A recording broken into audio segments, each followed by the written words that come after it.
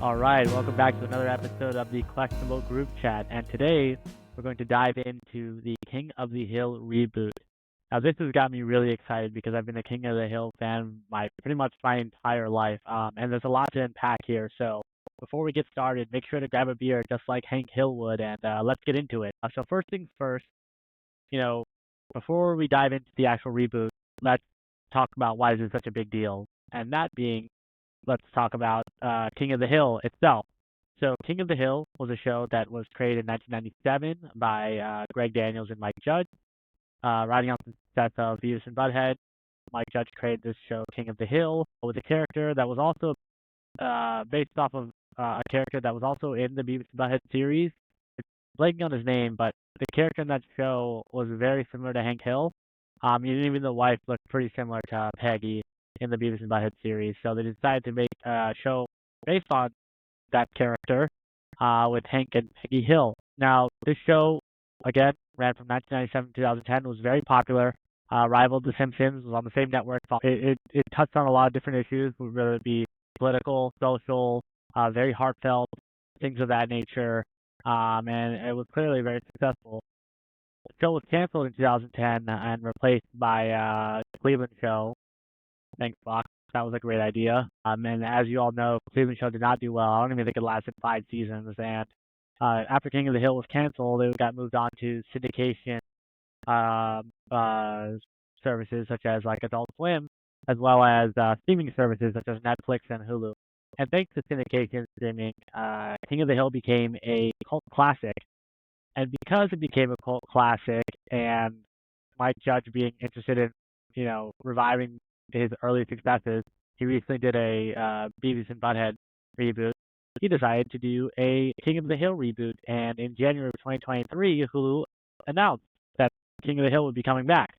And there's some interesting things about this. The good thing is that Greg Daniels and Mike Judge will be returning, so the essence of the show will remain the same, which is fantastic. The comedy will probably be similar to what we had seen in the first series, so that's good. But the really interesting thing is that there's going to be a massive time jump, and I mean massive. So from an interview with the voice actor for Bobby Hill, we were told or informed that there's going to be a 8-year time jump. When we ended the series, Bobby was 13 years old, and now he's going to be 21 years old, and he's going to be a chef in Dallas, which is really interesting because throughout the series, he loves the Cowboys, but he actually hates the city of Dallas.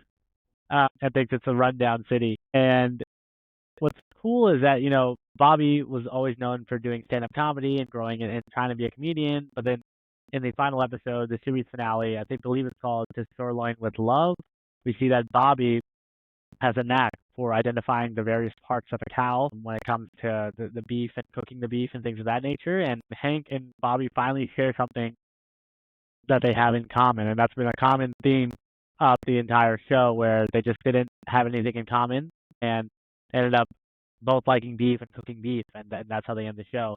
So it makes sense that he becomes a chef as he grows up into an adult, based on where the show left off. But being in Dallas, that's interesting. On top of that, we have some of the voice actors returning. The voice actor for Hank is actually Mike Judge, so obviously he's going to be returning. The voice actress for Peggy is returning. The voice actors for Min and Connie Supanusumbo, forgive me if I pronounce that wrong, is returning. I don't know if the voice actor for Con is returning. Unfortunately, the voice actress for Luann passed away, and also the voice actor for Dale passed away during the production of the reboot. I did some research and saw that he recorded some lines, but how they're going to handle that character going forward, I'm not sure. But that brings me to this point. This is a massive time jump of 8 years. So not only is Bobby, Joseph, and Connie all 21 years old now, pretty much graduating college or just about to graduate college. On top of that, we have, Hank and the gang are all going to be like around 50 by the time for this reboot. So I'm curious to know what's going on with that. Apparently, Buck Strickland, the voice actor for Buck, is returning. I'm surprised he's still alive, to be honest, because he's had like 3 or 4 heart attacks or like infarctions, whatever they're called, throughout the series, and he's pretty old by that point. So I'm surprised he's still alive based on the lifestyle he lives. Will Hank be a manager or part owner or something of Strickland Propane? Will he still even be in the propane game? They got into Nine Rivers Country Club. Are they now like the presidents of Nine Rivers Country Club? Did they move from that neighborhood as Con rose the ranks of corporate America? Dale, I mean, that's the big one. Does Dale find out about John Redcorn and Nancy? Does Joseph find out? Does Joseph become like he's always been shown as an athlete in the show, so does he become an athlete in the high school football team? Which is football is like a very common theme in this show, and obviously it's very important to Hank and pretty much everyone in the show. So really curious to see what they do with Joseph's character. Bill Dauterive. I mean, there's just so many different like 8 years is such a long time. So then on top of that, what kind of concerns me is that when the show ended, social media was just becoming a thing.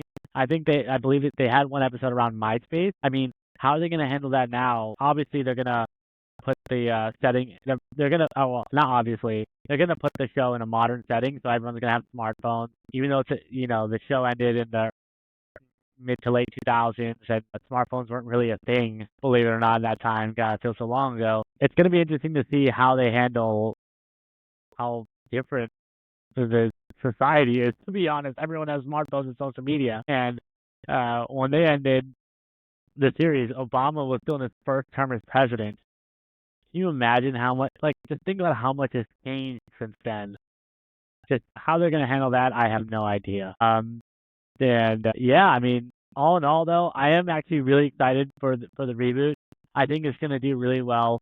I believe in Greg Daniels and Mike Judge. I think they're gonna capture lightning in a bottle again. I do have my concerns about them translating this humor into modern time and plots into modern times and how they're gonna write the characters. That is a bit of a concern on top of the unfortunate passing of a few of the voice actors and how they're gonna handle that. But overall, as a pretty diehard King of the Hill fan, I've watched the original series like 3 or 4 times.